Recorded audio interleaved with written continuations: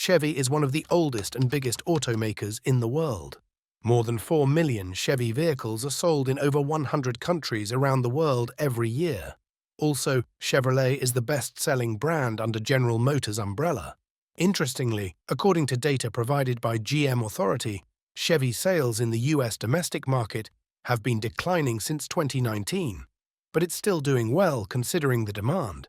Even though we can't pinpoint the exact reason why Chevy's domestic sales have slowed down compared to the previous decade, we can go back in time and identify its biggest car flops of all time, or more succinctly, some of the most promising vehicles that were produced by Chevy but later discontinued due to poor sales or controversy.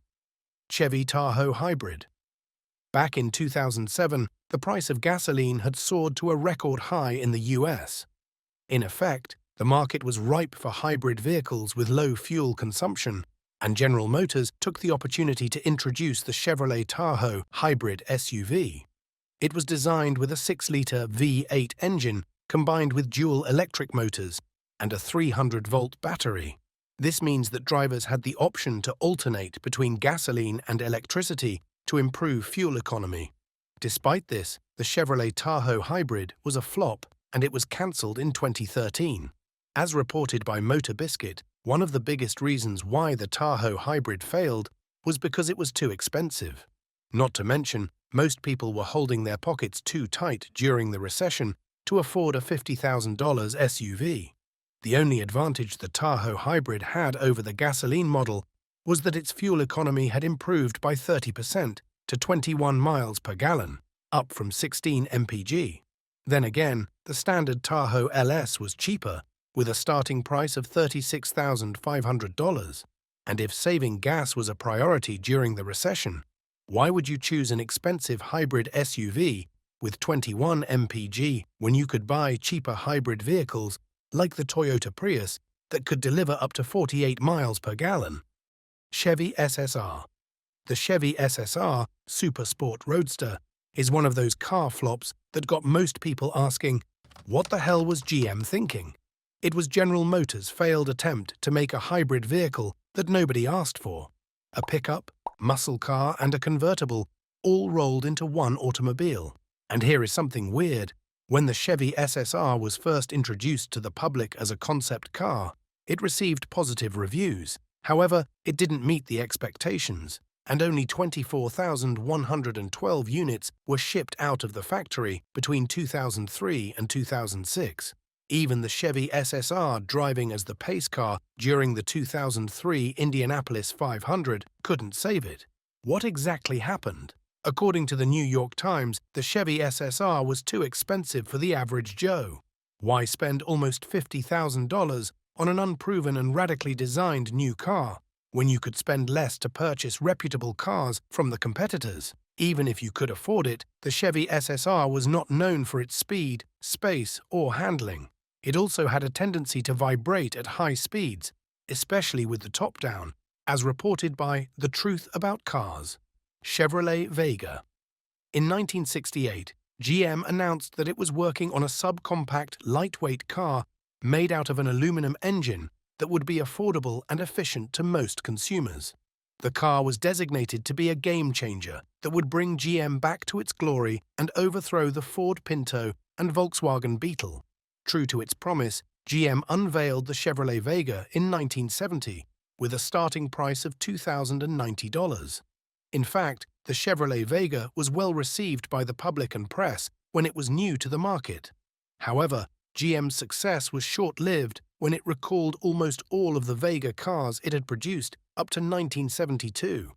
To be specific, the first recall was issued in April of 1971 for 130,000 Vega cars that could potentially blow up after the engine backfired. The second recall happened in May of 1971, after GM disclosed an engine component could disrupt the throttle linkage. Just when you thought it was over, GM then recalled 500,000 Chevrolet Vega cars in July 1972 because there was a problem with the rear axle. It was so bad that the rear axle could snap off the car.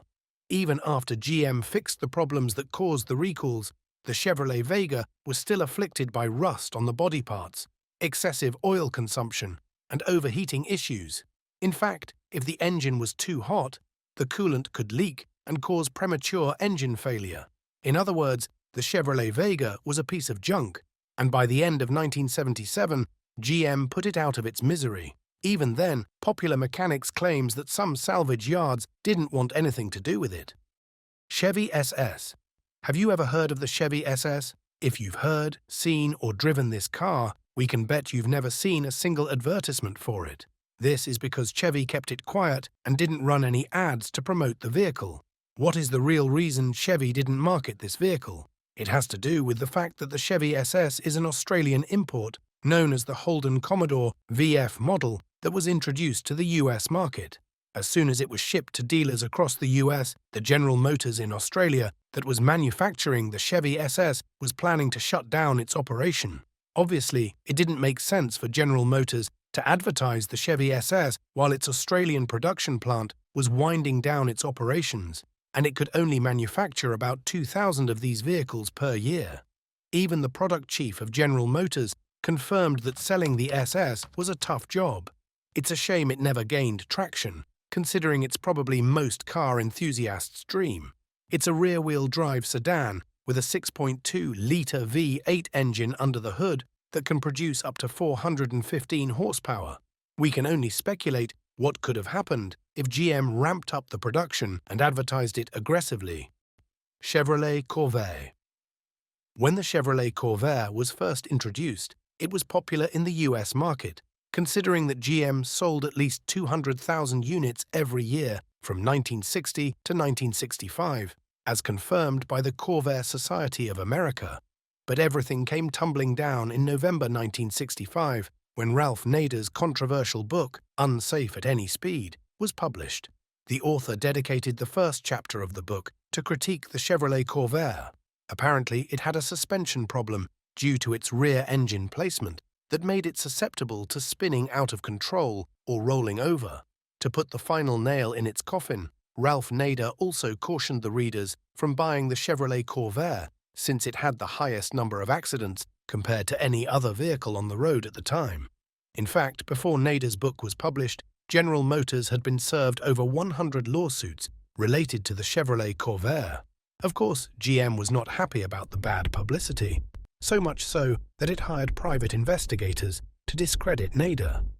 But General Motors' top-secret mission was revealed when Nader testified to a Senate subcommittee in 1966. After his testimony, Congress enacted the National Traffic and Motor Vehicle Safety Act that same year.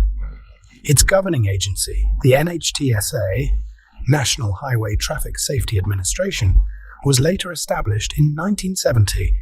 Thanks for watching.